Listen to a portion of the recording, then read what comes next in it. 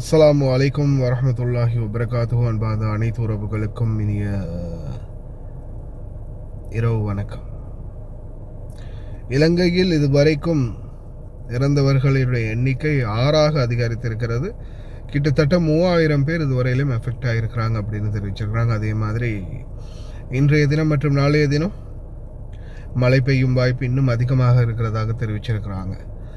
அதே போல் இன்னொரு துயரமான செய்தியும் பதிவாகி இருக்குது.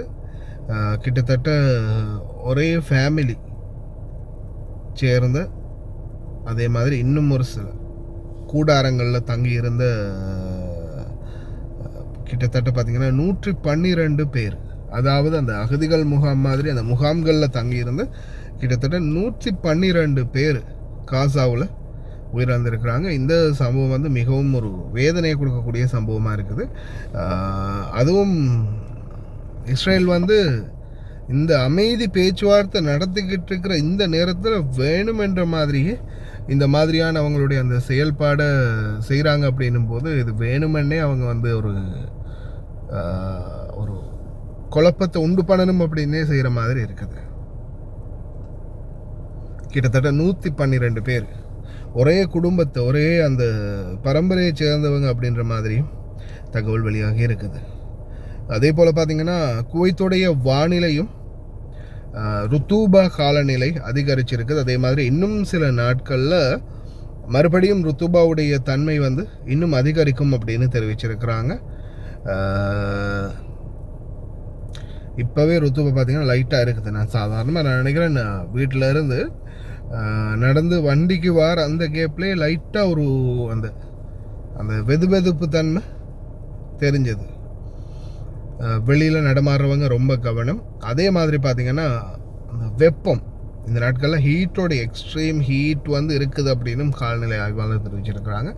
அந்த வெப்பத்தோடு சேர்ந்து ருத்தூபா வரும்போது தான் ரொம்ப ஒரு அது உயர் புழுக்கமாக இருக்கும். அதே மாதிரி சுவாசிக்கிறது ரொம்ப கஷ்டமாக இருக்கும். ஏன்னா வெளியில் காற்றே இருக்காது. இந்த ருத்தூபா வர டைமில் நீங்கள் நல்லா நோட்டீஸ் பண்ணி பாருங்கள், மரங்களுடைய இலைகள் கூட ஒரு சின்ன ஒரு ஆட்டம் கூட இருக்காது.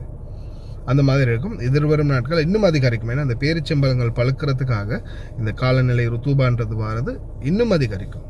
அதனால் ரொம்ப கவனமாக இருங்க.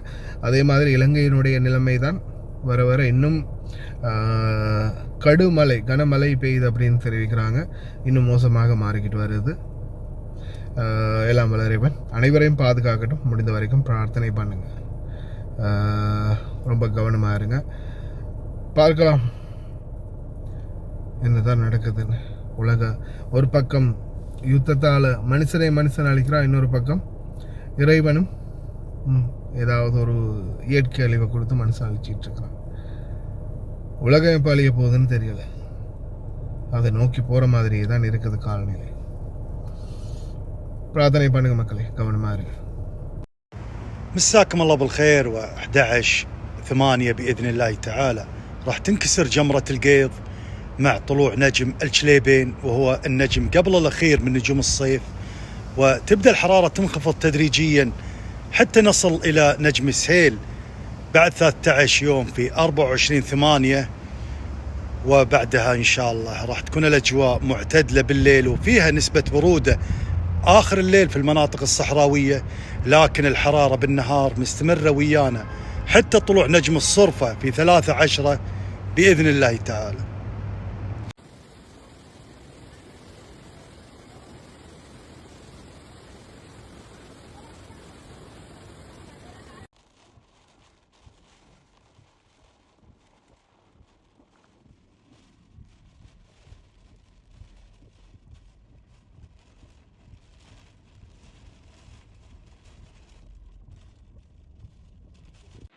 Assalamualaikum warahmatullahi wabarakatuh.